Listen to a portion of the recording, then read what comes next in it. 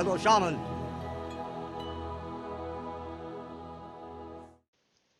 Hey guys, this is my tutorial on how to play my favorite hero in Dota 2, Shadow Shaman.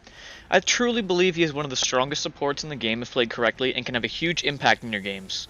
Before I start, I should make clear I'm in no way a pro. I'm only about 4k MMR, but I did start at about 250 and I've been spamming Shadow Shaman since I started playing the game, so I've learned a few tips over the years that hopefully will help you play Shadow Shaman more effectively.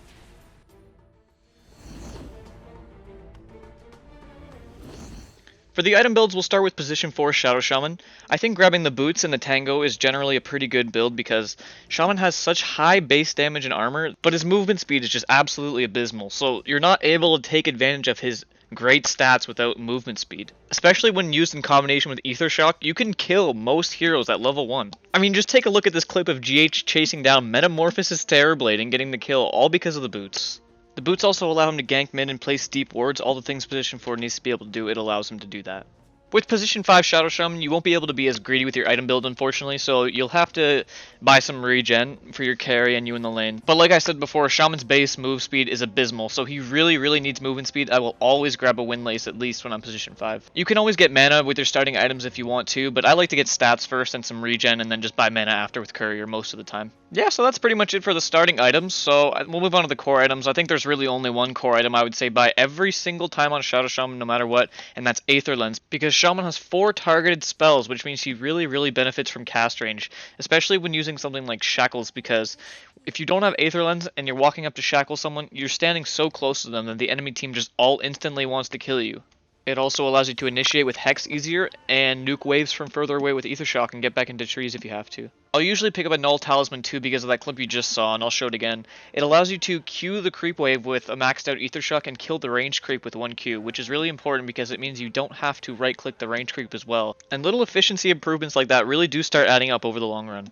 Now I do want to touch on one specific item I think is important to talk about, and that's Black King Bar. Now, it's not commonly bought on Shaman in low MMR games, but in high MMR and pro games, Black King Bar is one of Shaman's core items. Maybe there's a correlation there? Who knows? But this is a clip of a game where it was very even, and this jug walks up with double damage. And with the Black King Bar, I'm not able to be silenced, I'm not able to be stunned. And we get the kill on this jug, and it was literally the kill that turned the entire game. We went on to win it after this. Now, people will maybe complain, they say that's not an item for support or whatever, but honestly, like, just don't listen to what people say. If an item is gonna make you win the game, then fucking buy it. Who cares? It is a bit expensive, but in most games it's worthwhile. I think the reason why Shadow Shaman is such an effective laner is because depending on what you put your skill points into, it can make or break the lane. Now, I won't spend too much time on this because I know a lot of people have different opinions about which skills you should max first, but personally, I think maxing either Hex or Ether Shock first is a no-brainer. This skill build I've put on the screen is what I think your skill build should look like in most games, most situations. I think that this is pretty good because it gives him a wide variety, and that maxing out the Hex first is such good value. Or if you're maxing the Ether Shock first, that's also good. Maxing out Hex first is good because it allows you to disable for a long period of time, it allows you to escape, and I mean, it's just good value, right? It's a Hex. Maxing out Ether Shock is also good because it gives him so much damage in the lane and also allows him to push. Now this is where some Shaman players are probably going to disagree with me, and I think that maxing Shackles last is what you should do in in every single game, because Shackles is a good spell, but it is extremely dangerous in most situations, and if your enemy has a stun, your Shackles is cancelled, and it doesn't allow him to escape, it doesn't do very much damage at all. If you're playing against a team that has no stuns or silences, then sure, max Shackles first, but you won't be able to push waves or escape from a bad situation, and you will most likely just end up feeding in most games. And I mean, if we actually just take a look at these disable values, a maxed out Hex is 3.5 seconds of disable, and a maxed out Shackles is 5 seconds of disable. So if you're maxing Hex, you're trading 1.5 seconds of disable for the ability to escape, the ability to not draw a line to yourself that says, please kill me, and you're trading some damage as well, but I mean, it's not really what you're casting Shackles for, and it just allows you to not die. That was my little rant about Shackles. I know some people will probably disagree, but that's fine. This is just my opinion. So I'll quickly go over the talent tree now. It's not the most exciting talent tree in the game, but there are some special ones here. So I think in most games you should probably just take the health at the level 10 talent, because Shadow Shaman is an intelligence hero with horrible strength gain, so he needs all of the health he can get. He's extremely squishy, one of the squishiest heroes in the game. The Shackles total damage I think is okay too, but I think you should only take that in a defensive situation where you guys are already crushing it. For the level 15 talent, this is such an obvious choice, it probably shouldn't even be considered a choice in my opinion. It's like, imagine this, you walk into a party and in one corner you see the Chad minus 5 seconds Hex Cooldown, and he's surrounded by all his bitches. And then in the other corner you have the version 75 Serpent Ward's attack range, standing there alone sipping his Bud Light, wondering why nobody picks him. In all seriousness, without that terrible analogy, the minus 5 seconds Hex cooldown is better in 99% of situations, and it makes Hex an 8-second cooldown, which is very, very little, and the Serpent Ward's attack range just doesn't do enough. The level 20 talent is interesting because both options are pretty good, and I think they both have their place. So the plus 1 Serpent Ward's max HP talent is good because, combined with Egg's Refresher, it makes the wards a lot harder to kill, and you're able to push a lot faster. So you should take that talent when you're ahead and pushing, and kind of think of it as more of a win more talent, whereas the plus 2 Shackles Duration you'll probably take more often because it just gives the spell more value and allows you to lock down slippery carries like a PL or even a Slark. The level 25 talent is interesting too. With the 25 Serpent Ward's attack damage, if you have Egg's Refresher, it gives the Serpent Wards an extra 1000 damage per attack, which is a lot. So you'll be doing a ton of damage in fights, and a lot of the time people don't even realize how much damage you're doing until they're already dead because they just ignore the wards. And a lot of people don't know this, but the Serpent Wards actually do pierce damage, which means they go through any sort of damage block like a Vanguard or a Tidehunter Kraken Shell. The Ether Shock damage is good too. It allows them to push a lot faster and do like a 720 damage in a fight every 8 seconds, which is good too. So we'll go into the laning stage now, and immediately when we TP in, what's the first thing we notice? We see that we have a Centaur and a Wind Ranger in our lane, so this is where it's very important to know your lane. With the Luna in this lane, we don't really have kill potential right off the bat, but immediately my first thought is, can I trade with the position 4? Is the position 4 a good matchup? So I made a list of support heroes that I think Shaman really struggles against, and if you see any of these heroes in your lane, you have to be super careful and very vigilant. So that's Clockwork, Venomancer, Bane, Omni Knight, Undying, and Silencer, and I'm not going to go into depth about these, but just be careful if you see these in your lane. Thankfully, we don't see any of these heroes in our lane. And just from playing a shit ton of Shaman games, I know that Wind Ranger can't stand up to Shaman in lane. She literally just crumples like a piece of paper, so I'm immediately going to try and kill her off the bat. The only way she survives this is if she takes Wind Run, so immediately we see right here, she uses her stun, so I know for a fact she won't be able to do anything once I start attacking her. This is probably one of the most important tips you're going to learn in this video, and that's you have to use Ether Shock in between auto attacks to maximize damage. So you auto attack, and then while the projectile is flying, you want to use Ether Shock and auto attack again. And I see that this is going really well, so I'm just going to keep trying to beat on her as best I can. And now even better, the Centaur's being pulled away from the creep wave, so Luna can farm easy. And oh no, I'm stunned. They're going to 2v1 me and kill me. No, just relax. You see the Ether Shock is 2 seconds left on its cooldown. She's almost dead. Now, she wouldn't die from just an Ether Shock, but with the combo I showed you, she will die. It's really just about realizing the potential of your hero at level 1 and making space for your carry. Luna's just free farming while this is all happening, so it's perfect. Then after that, obviously, you just want to do the normal support things. Pull, harass the Centaur, and deny creeps.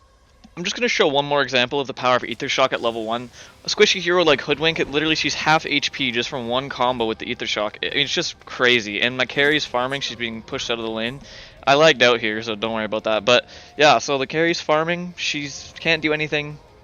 It's absolutely perfect. And she's going to keep trying to trade with me, but it just doesn't work. Like, she uses her Bushwhack. I mean, I'm still basically full HP and she's almost dead, so this lane really couldn't be going any better than it is right now, and I'm going to deny this creep here. Denying is just so important, especially on your hero because you have so much damage. Since the Sand King's here now, it's especially important for me to stay and just do as much as I can in the lane. And the Hoodwink's still here with no HP, so what I'm going to do is I'm going to hold Ether Shock until I know I can kill her with it. I'm just going to keep auto-attacking her down, and then there we go. There's the combo right there. And the reason I held Ether Shock is because if I had used it too early, she would have just ran away and I wouldn't have got the kill.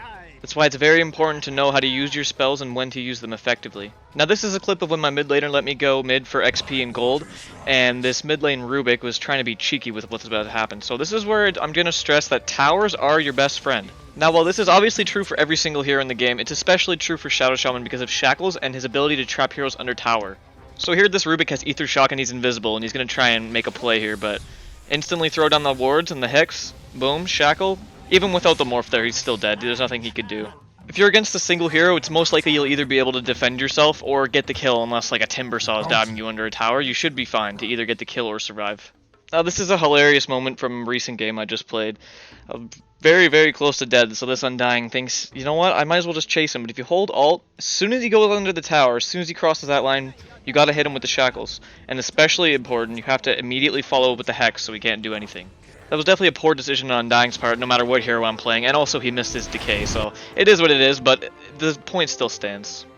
Now this is another point, not specific to Shadow Shaman, but his skills are very important, which one you put your point into. So here I hit level 4, right, and I have an extra skill point. So I usually wouldn't take level 2 Shackles before I take the other two, but in this situation I think it is really good to pick Shackles here. So I do. We don't get the kill, unfortunately, but still the thought is there that you have to be willing to adapt to your situation, and holding a skill point for the future is a good investment. Now this is a perfect use of Ether Shock, okay? So it's level 2, so it's going to hit 3 targets. So what I'm going to do, I'm going to right click the range creep because I know Slark's going to walk up, and I'm going to Q the range creep so it hits both the range creep and Slark, doing damage to him. Not only does this use your mana effectively, but it also allows you to secure your farm and also do damage to him. It's literally a win-win.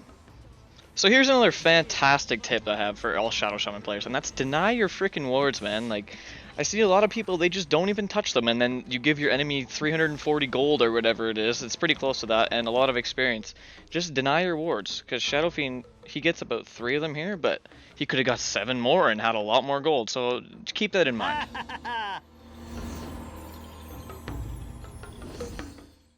Everywhere I've seen people talk about this, this is what people think the combo for Shaman is. So you blink in, Hex, Shock, attack. Attack, you're supposed to get 2 in, but and then drop the wards and Shackle.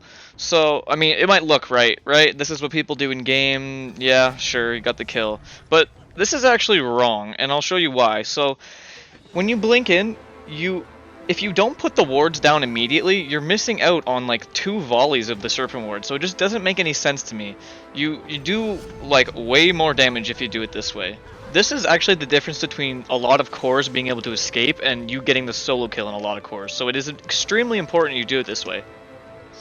Now this is a pretty situational tip, and that's don't always feel obligated to go help your team in every single fight if you're able to push lanes. So right here I see my whole team is fighting mid, but I'm just going to push bot. I'm going to farm my Ags Refresher because this is how the game is going so far. We're pushing pretty well, and hopefully my entire team doesn't get wiped.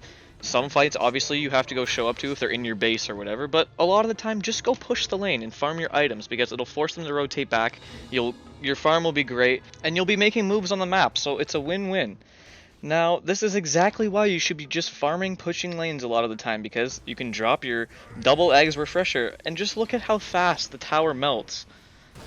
And the thing is, people have to shoot your wards, or hit your wards, but then you also have all of your teammates, so it's almost impossible in most situations to stop a double eggs refresher, and you'll see. Here I even had the refresher shard, so I had 3 eggs refreshers, so... And again, instead of going to where my team is fighting right now, I just go and push the objectives.